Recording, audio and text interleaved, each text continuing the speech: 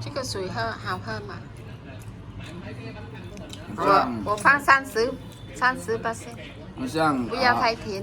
咖啡这样。甜嘛？咖啡，你这是咖啡。这个茶，那红包是茶来的。这个咖啡茶。没喝的当时的，你快喝，你快喝，你快喝。不要。我知道了，我看喝过的。不过上次他们没有 control 那个几十%，他们放 normal 的，很甜很甜。另外一件啊，这个我放才30%，不要太甜了，也是很甜呐。我没有懂，我没有喝到。好的。不会啊，因为30。对。因为30%哈。差不多了，不是很甜。再来。这个没有是那汤而已哦。这个thang mình hào hơn rồi. Cái này là mình mua những cái súp này là nổi tiếng nhất ở Singapore. Cái này nổi tiếng không anh? Cái này nè, cái tên này. Hả? Chicken chicken mấy? Big. Big stomach. 2 cái nè. Chung một cái là 10 đô mấy, bữa nay em có mua một cái vậy em ăn thử ngon rồi em mới mua. Cái súp này là súp súp tiêu khi bằng nấu tiêu á, bao tử nấu tiêu, bao tử heo nấu tiêu cả nhà. Bên đây là trái cật, súp trái cật. Cái này là súp trái cật. súp trái cật heo.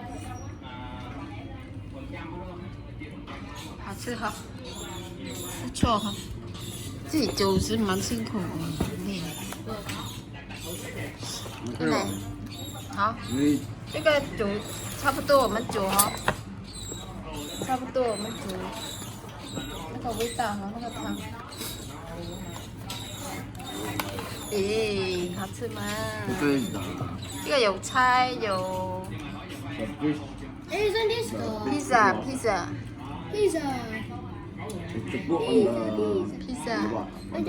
Chụp bên pizza. Anh ăn thêm này nè, ăn ngon lắm. Cái này là chứ cái鱼à, canh gì không? Canh gì là bên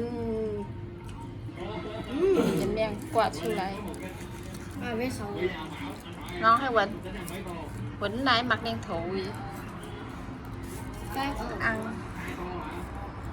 Này mấy anh một mấy món mà là mấy đứa nó thích ăn là được rồi. Chứ để hả? Cái là triệu. Cái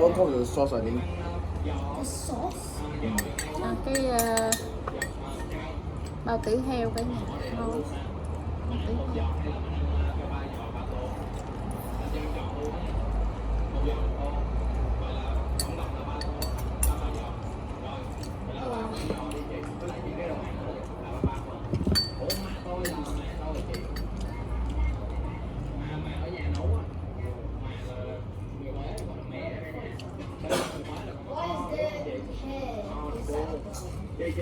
Chị làm vô trong cái son của chị á, rồi chị đổ vô để cho nhìn nó đúng cái khẩu phần á. Em đưa ba ca bên chị là đầy vô của em rồi. Em có còn không? You need better là.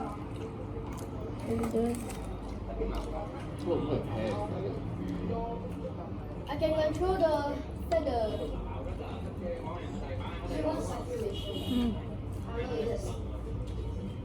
Ngon. Dài. Cái này chay. Nó chưa. Cái cơ chiều khoai tây. 你吃了几片？一片而已。买个鸟披萨。我吃2片。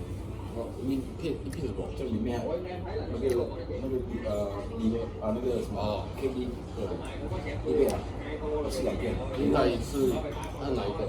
你吃一个，你吃一片，外面一片，那个 KB，你吃几片的？31个，31个哦。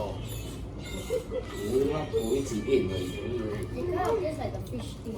Đâu ít đâu đúng không? 那这两个我不吃了。 ถ้านั่นก็อีพินตาพินเนี่ยซื้อสาพิน What's this step for? 这个还有一个，对啊，不是很多了，不是很少了。我觉得。就是说你外地的你就是去了方便市场，喂， nếu mà 长寿。可以， tiền sai nó có rau khăn hay rồi 你看呀， chèo anh đâu quay to học chưa chạy mà mấy tiền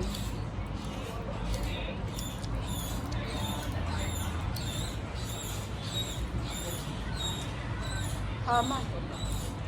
这个 thơm 那个， thơm hơn bình thường á, thơm hơn mấy cái quán khác á, tiệm này. 跟你说啊，那个我这个，对，这老肥了，这没有你了。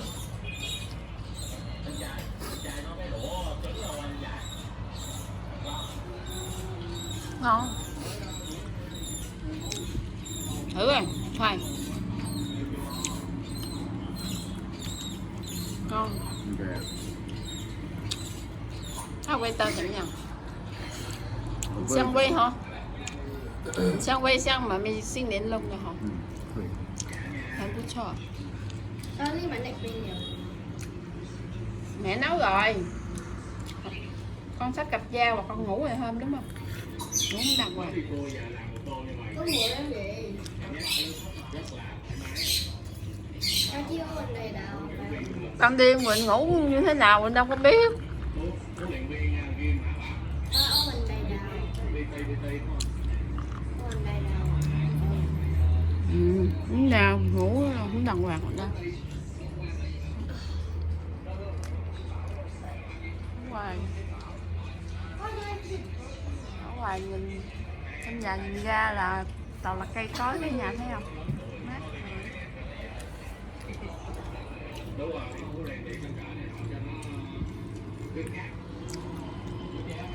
Ê,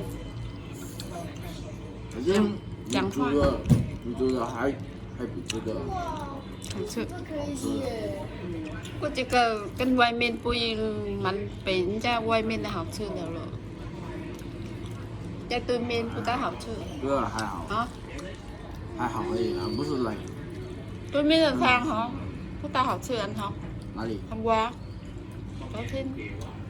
cho thêm bùi dằn.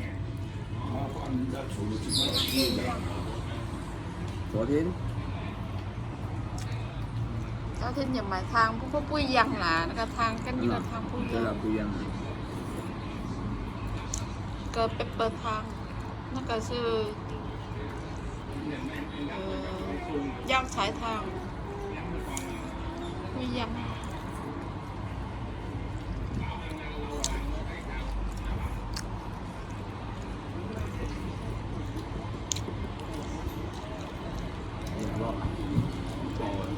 这很饱吧？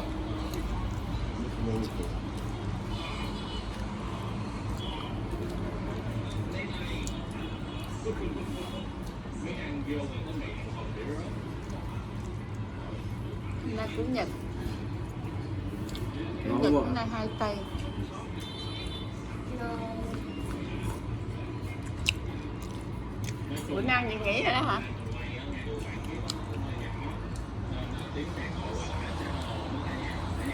Mày dành thêm luôn sư phần. 妈，还没吃呢。你这还 Tao 没 biết 吃？ sư phần mà ha, chẳng như sư.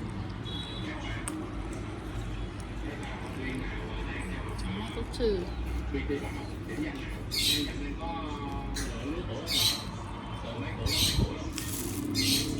Hả? Cái gì cơ phan pin xuống ạ? 嗯，那个能水啊， Ừ. 我刚放在冰库。No, I told you right. If you give out it right first, you won't go. She won't go fast. That's why I heard like it got the right. I mean the rice inside the sugar.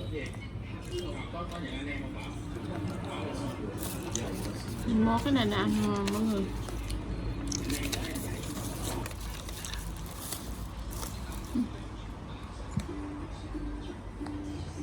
ăn bánh gắt vô What luôn. do you before? Ja, das ist ja auch nicht dieser. Yeah, copy to me. Ăn bánh gắt vô cái áo nào mà hay. Đây. Was teuer. Yeah. But it tastes like coffee. Yeah. I don't know why. Nó sao mà sầu chỉ mỹ ở tiền hả? Nó mà xin mãi nó có lú hả?ถ้ามันหนาแล้วก็ชุ่มตีนก็ว่าชุ่ม Này. 然后再 upload 那个我的那个什么那个伊斯坦的那个 member 要等很久，有后带么签吗？买那个炉。明天就没有了，没有电毛线了。他讲哈，那他们拿那个充电那个，你说他们这样讲哦，我不知道他们是骗的还是真的。没有，连骗真的没有。是呗？你说他们这样讲，没有，他们不敢的。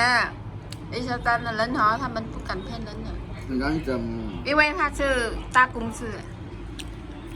他们大公司他们不会乱来的。我觉得应该慢。 Em cua là miễn thêm chứ mấy giờ tên mà xem nó chứ no mơ đó, no mơ nó đưa cho chị.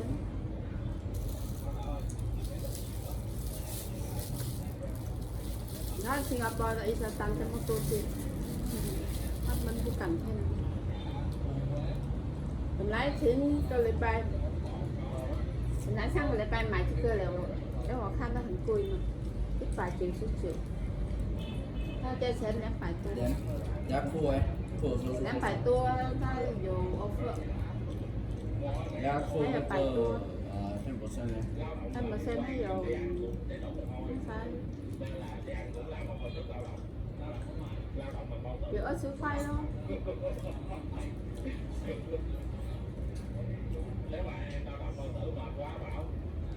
Ở siêu khoai của mày nó có xem nó có member với siêu khoai.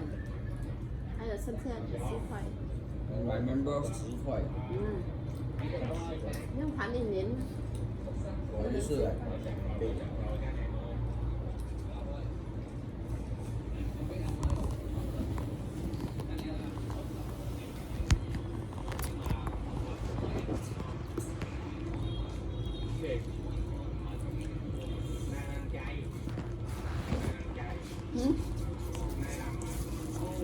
Con trai mà ăn thịt á. Hai bánh tráng thân thiên tha sư chay đến sư rượu. nó là mốc. Hai bánh lẹng cơ sư chay. Đến phang chít sư chay sư rượu. Bị sai.你这还他妈15块。我的朋友他就是已经吃斋了，是啊。我有朋友就是家在吃肉，长期吃肉的，哦，长期吃斋他。苦苦。然后边他分明是吃斋的，然后他 Tạm 吃 biệt 肉， mọi người. 他是沙西米的，我在当地。来是沙鸡底要我吃的。我的 friend。I think my friend 对。他会今天吧。拜拜。 Then he